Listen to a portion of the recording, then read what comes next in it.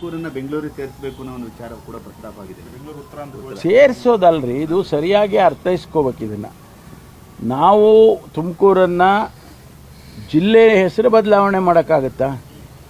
ತುಮಕೂರನ್ನು ಅದಕ್ಕೆ ಒಂದು ಇತಿಹಾಸ ಇದೆ, ಅದಕ್ಕೆ ಒಂದು ಅಸ್ಮಿತೆ ಇದೆ. ಅದನ್ನು ನಾವು ಬದಲಾವಣೆ ಮಾಡೋಕ್ಕೆ ಹೋಗ್ತೀವ? ತುಮಕೂರು ಇತಿಹಾಸ ಬದಲಾವಣೆ ಮಾಡೋಕ್ಕೆ ನನ್ನಂಥವನು ಮಾಡೋಕ್ಕಾಗುತ್ತಾ? ಅದು ಏನಂದರೆ ಅಭಿವೃದ್ಧಿ ದೃಷ್ಟಿಯಿಂದ ಒಂದು ಕಾನ್ಸೆಪ್ಟನ್ನು ನಾವು ಅಂದ್ಕೊಂಡು ಬೆಂಗಳೂರಿಗೆ ಹತ್ತಿರ ಇರೋದರಿಂದ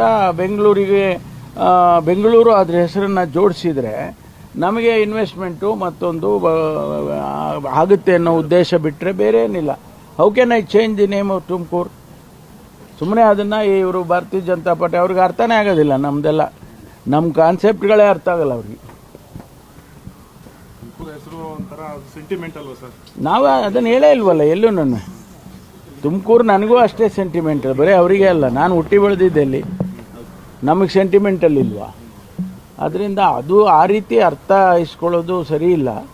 ನಾನು ನಿನ್ನೆನೂ ಕೂಡ ಕ್ಲಾರಿಫಿಕೇಷನ್ ಕೊಟ್ಟಿದ್ದೀನಿ. ನೋಡಿ, ತುಮಕೂರನ್ನು ಯಾವುದೇ ಕಾರಣಕ್ಕೂ ತುಮಕೂರು ಹೆಸರು ಬದಲಾವಣೆ ಆಗಲ್ಲ, ತುಮಕೂರು ವಿಸ್ತರಣಾ ಬದಲಾವಣೆ ಆಗಲ್ಲ, ತುಮಕೂರು ಅಡ್ಮಿನಿಸ್ಟ್ರೇಟಿವ್ಲಿ ಕೂಡ ಬದಲಾವಣೆ ಆಗೋದಿಲ್ಲ.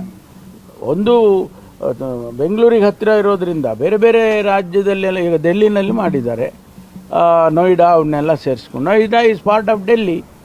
ನೋಯ್ಡಾ ಐಡೆಂಟಿಟಿ ತೆಗ್ದಿಲ್ಲ ಅವರು.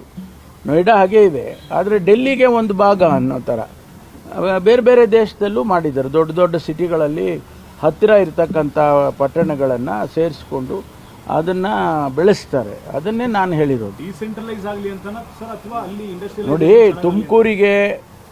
ತುಮಕೂರನ್ನು ಬೆಳೆಸಬಾರ್ದಾ? ಹಾಗೇ ಇರಬೇಕಾ? ನಾವು ಹಂಗೆ ಹಿಂದೆ ಬಿದ್ದು ಹೋಗ್ಬೇಕಾ? ಇಷ್ಟು ಹತ್ತಿರ ಬೆಂಗಳೂರಿಗಿರೋರು ಈಗ 20,000 ಎಕರೆಯಲ್ಲಿ ಇಂಡಸ್ಟ್ರಿಯಲ್ ಹಬ್ಬು ಮಾಡಿದ್ದಾರೆ. ಈಗಾಗಲೇ ಸುಮಾರು 2 ಫೇಸ್ ಆಗಿದೆ. ನನ್ನದೇ ಕ್ಷೇತ್ರದಲ್ಲಿ ಬರುತ್ತೆ. ಅದರಲ್ಲಿ ಈಗ ಅದನ್ನು ಏಷ್ಯಾದಲ್ಲೇ ಅತಿ ದೊಡ್ಡ ಇಂಡಸ್ಟ್ರಿಯಲ್ ಹಬ್ ಅಂತ ಕರೀತಾ ಇದ್ದಾರೆ. ಜಾಪನೀಸ್ ಟೌನ್ಶಿಪ್ಗೆ 500 ಎಕರೆ ಜಾಗ ಕೊಟ್ಟಿದ್ದೀವಿ. ಅಲ್ಲಿ ನಿಮ್ಸ್ ಬಂದಿದೆ, ಫುಡ್ ಪಾರ್ಕ್ ಬಂದಿದೆ, ಜಾಪನೀಸ್ದು ಟೈಮೆಕ್ ಅಂತ ಒಂದು ಕಂಪನಿ, ದೊಡ್ಡ ಕಂಪನಿ ಬಂದಿದೆ. ಈಗ ಎಲ್ಲ ಕಂಪನಿಗಳೆಲ್ಲ ಬರ್ತಾ ಇದ್ದಾವೆ.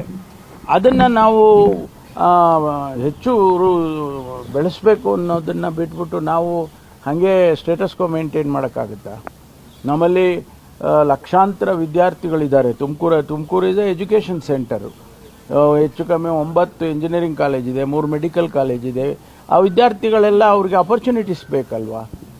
ಸ್ವಲ್ಪ ಲಾರ್ಜರ್ ಇಂಟ್ರೆಸ್ಟಿಂದ ನೋಡಬೇಕು ಅಂತೇಳಿ ನಾನು ಭಾರತೀಯ ಜನತಾ ಪಾರ್ಟಿ ಸ್ನೇಹಿತರಿಗೆ ಹೇಳೋದಕ್ಕೆ ಬಯಸ್ತೇನೆ.